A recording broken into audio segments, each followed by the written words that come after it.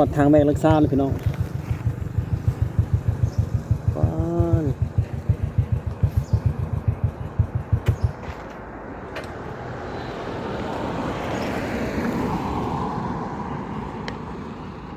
จากทางแบกรักษาพี่น้องไป ถึงลักษาประมาณ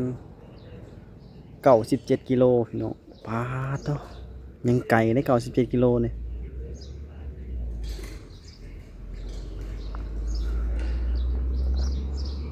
เดี๋ยวไปลุ้นน้ำกันพี่น้องว่าสิไปฮอดไซมื้อนี้ตอนนี้ก็11 โมงละ11 โมงแล้วตอนนี้11 โมงปลายแล้วเดี๋ยวอีกบ่ดนพี่น้องก็สิเที่ยงแล้ว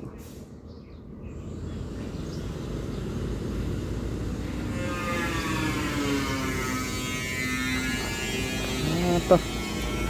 มาฮอดได้จังไหนพี่น้อง ทางแบ่งรักษาพี่น้องจากนี่ไปหาทางแบ่งรักษากับประมาณ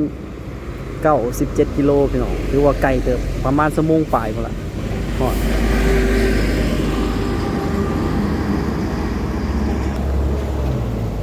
ตอนนี้กำลังรออยู่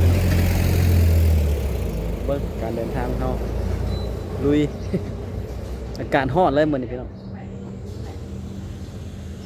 อากาศแบบเสียครึ้มๆจังเลยพี่น้องพี่น้องติดตามเขาไปเรื่อยๆครับ